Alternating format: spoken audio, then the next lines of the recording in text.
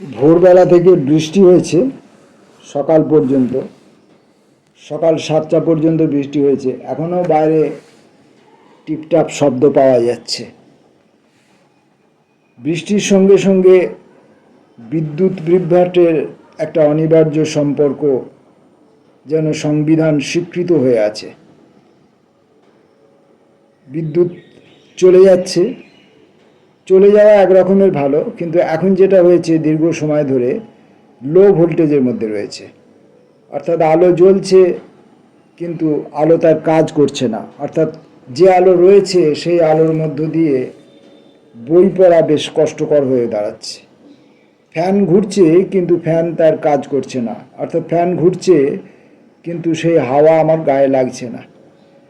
বাইরেও বৃষ্টি হয়ে যাওয়ার পর বাইরেও যে একটু হাওয়া জানলা দিয়ে আসছে তাও নয়, মানে এখনও হয়তো বৃষ্টির বাকি অংশ হয়তো এখনও অসমাপ্ত রয়েছে, সেই জন্য এখনও হাওয়া চলাচল শুরু হয়নি। তা একটা থমমারা পরিস্থিতি, গরম এবং আলোর অভাব, এই অবস্থায় আমি অলোকরঞ্জন দাশগুপ্তের মতো কবির কবিতা পড়ার ঝুঁকি নিচ্ছি। আবার আগেও বলেছি যে এই বইটির মুদ্রণ অবস্থা খুব একটা ভালো নয়, তাই যথাযথ আলো থাকা সত্ত্বেও আমি মাঝে মাঝে চোখে ঠিকমতো দেখি না। তথাপি আমি এই কম আলোর মধ্যেই আমি পড়বার ঝুঁকি নিচ্ছি। কবিতাটির নাম পুরুষ। কবিতাটি অনেকগুলো অংশে বিভক্ত। প্রথম অংশ: তুমি কোন রন্ধ্র খুঁজে বিদ্যুতের প্রায় তৃণের অরণ্যে গেলে ঢুকে? অন্য অন্য রমণীরা অঞ্জনার মতো অসহায়। বর্বর বায়ু দেবতা তাদের কাপড় দূরে ফেলে নরক গুলজার করে একা একা। আমি পাপ করা যায় কিনা এই মর্মে অভিধান থেকে অভিধানে নুড়ির মতন ছুটে নিজ করটির অভিমানে ফিরে আসি। কাজ না হাসিল করে আর তীব্র বিনা তৃণের অরণ্যে বাজে যে বাজায় গায় যথারীতি। কিছুতেই কেন যাবে না খুঁতখুঁতে পুরুষের স্মৃতি? কিছুতেই কেনা যাবে না খুঁতখুঁতে পুরুষের স্মৃতি। আমি কবিতাটা আরেকবার পড়ব। তুমি কোন রন্ধ্র খুঁজে বিদ্যুতের প্রায় তৃণের অরণ্যে গেলে ঢুকে? অন্য অন্য রমণীরা অঞ্জনার মতো অসহায়।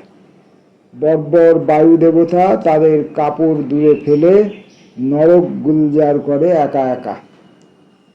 আমি পাপ করা যায় কিনা এই মর্মে অভিধান থেকে অভিধানে নুড়ির মতন ছুটে নিজ করটির অভিমানে ফিরে আসি। কাজ না হাসিল করে আর তীব্র বিনা তৃণের অরণ্যে বাজে যে বাজায় গায়ে যথারীতি। কিছুতেই কেনা যাবে না খুঁতখুঁতে পুরুষের স্মৃতি।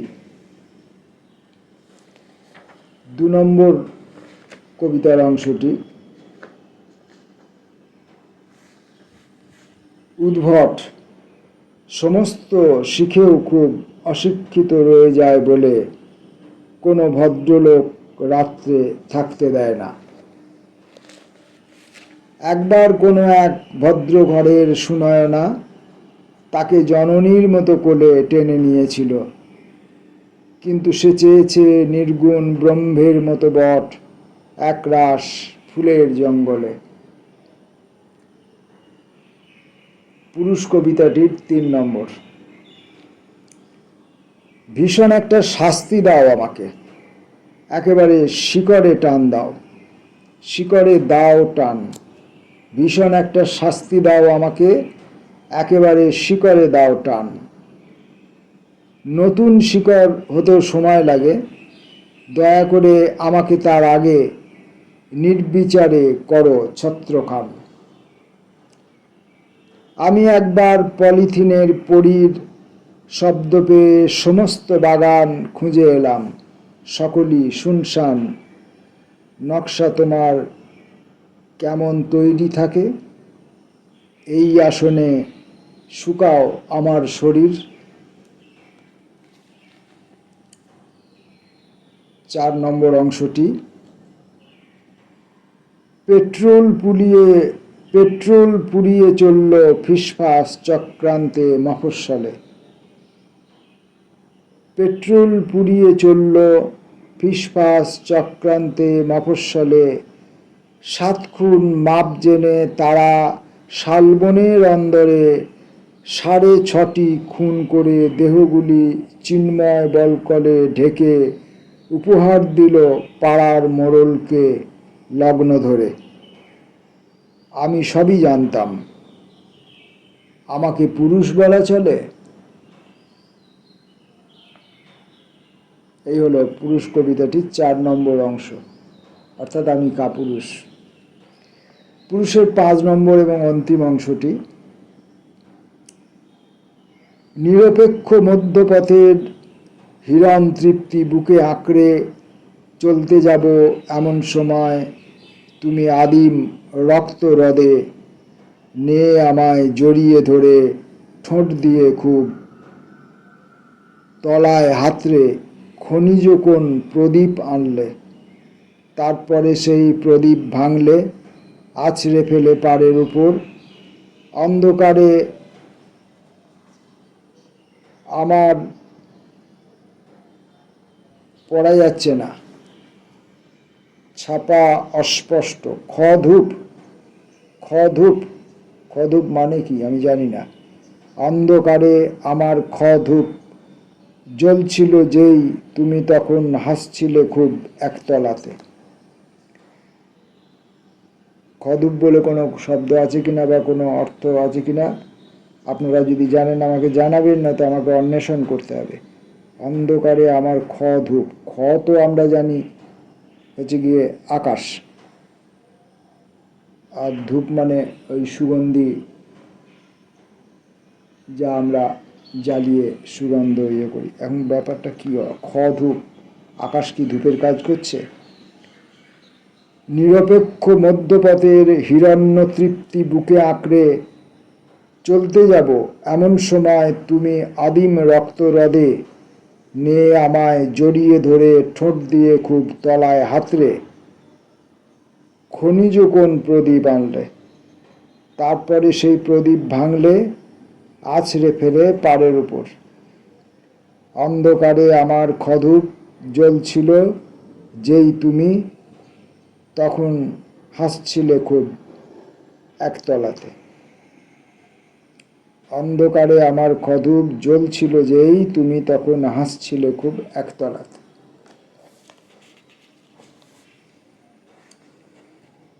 পুরুষের 5টি অংশ আমরা করে ফেললাম। এই অন্ধকার, আধা আলো আধা অন্ধকার, এই পরিস্থিতির মধ্যেই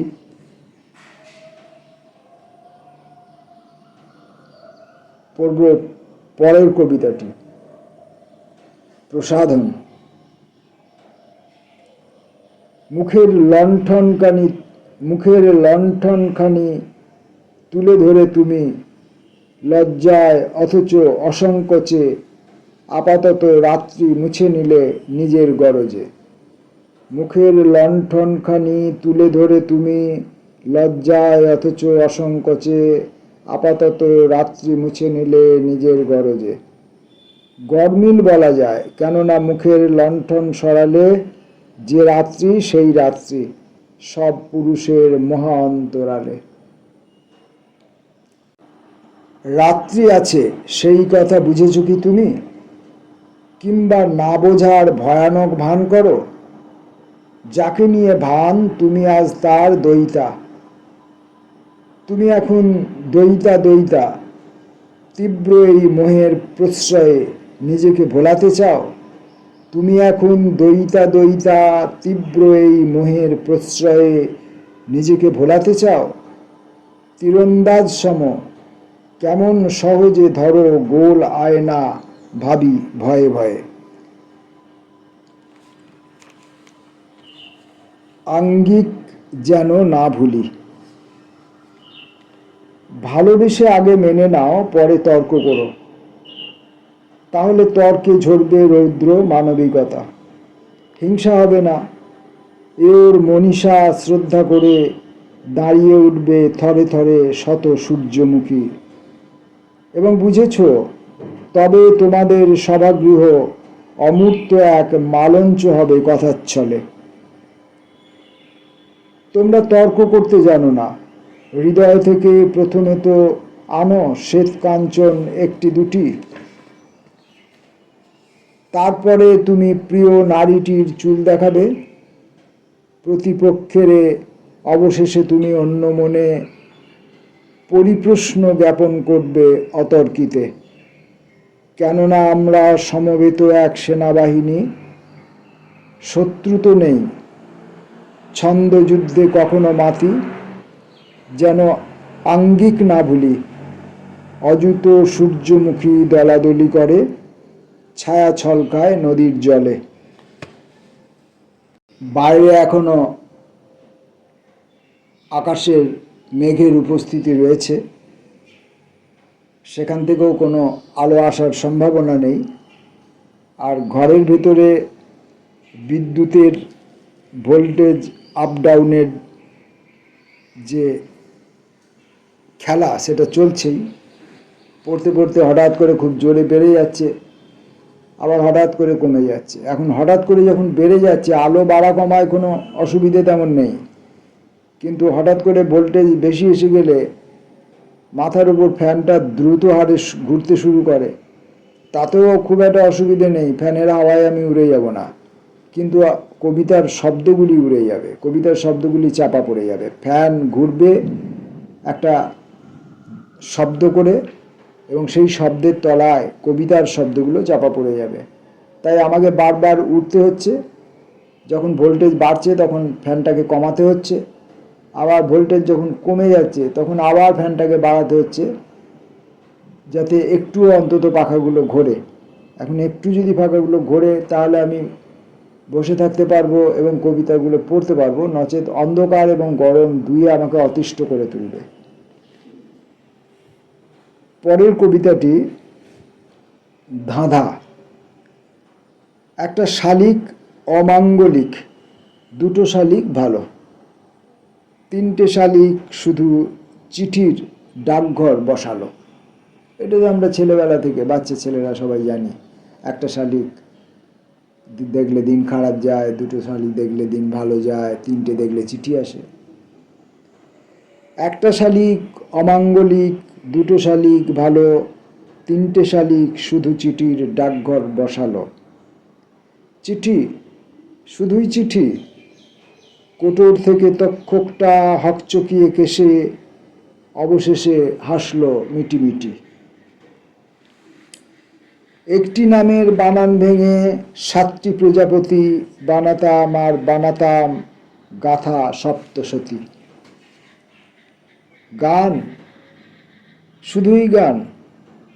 দোজবরে এক ফাজিল বুড়ো আমারই উদ্দেশ্যে সকৌতুকে করল মদ্যপান।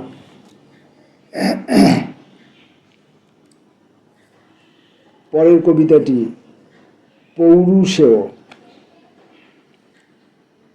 মেয়েলি কথাবার্তা চলে ও ঘরে, আনন্দের গোঙানি বাজে ঘুঙুরে গজগামিনী, অমানিসার শঙ্কা নেই ও ঘরে, স্বর্ণঘর শরীরে ধরে কামিনী, দ্বীপ্রহরে বীরাবনত উপশমিত নগরে, মেয়েলি কথাবার্তা চলে ও ঘরে। রয়েছে সেও সন্নিকটে যে হবে তোর ঘরণী, একেই ধ্রুব সুযোগ বলে, এমন ধ্রুব সুযোগে আগুন জ্বালো এ ঘরে, তোর সকল উপকরণই পূর্ণতার অভাবে বড় ফ্যাকাশে লাগে দুচোখে, এ ঘরে জ্বালো আগুন, ওরা কথা বলুক ও ঘরে। পৌরুষেও কবিতাটি আর একবার। মেয়েলি কথাবার্তা চলে ও ঘরে, আনন্দের গোঙানি বাজে ঘুঙুরে গজগামিনী, অমানিসার শঙ্কা নেই ও ঘরে, স্বর্ণঘট শরীরে ধরে কামিনী, দ্বীপ্রহরে বীরাবনত উপশমিত নগরে, মেয়েলি কথা বার্তা চলে ও ঘরে। রয়েছে সেও সন্নিকটে যে হবে তোর ঘরণী, একেই ধ্রুব সুযোগ বলে, এমন ধ্রুব সুযোগে আগুন জ্বালো এ ঘরে, তোর সকল উপকরণী পূর্ণতার অভাবে বড় ফ্যাকাশে লাগে দু চোখে, এ ঘরে জ্বালো আগুন, কথা বলুক ওরা বলুক ও ঘরে, ওরা কথা বলুক ও ঘরে, এ ঘরে জ্বালো আগুন ওরা কথা বলুক ও ঘরে, পূর্ণতার অভাবে বড় ফ্যাকাশে লাগে দু চোখে, এ ঘরে জ্বালো আগুন ওরা কথা বলুক ও ঘরে। এখন এই পাংচুয়েশন মেনে পড়তে গেলে তখন ছন্দটা কেটে যায়, মানে ছন্দ যেটাকে আমি মানতে চাই না, যেটা মানলে আমার কবিতা বুঝতে অসুবিধা হয়। পূর্ণতার অভাবে বড় ফ্যাকাশে লাগে দু চোখে, এ ঘরে জ্বালো আগুন ওরা কথা বলুক ও ঘরে। আজকের মতো এই আলো অন্ধকারের সঙ্গে লড়াই চালিয়ে শেষ কবিতাটি পড়ব। বেহায়া সময়। শ্রীনিকেতনের মোড়ায় প্রেমিক যুগল দুপুর ওড়ায়, শ্রীনিকেতনের মোড়ায় প্রেমিক যুগল দুপুর ওড়ায়, সময় আকাশ থেকে বিরক্ত, কে ওখানে হাসছে কে, কিংবা কারা আহ্লাদি অমরু, শ্রীনিকেতনের মোড়া না ডমরু, শ্রীনিকেতনের মোড়া না ডমরু, মোড়াগুলো ডমরুর আকৃতিরই দেখতে হয় বটে।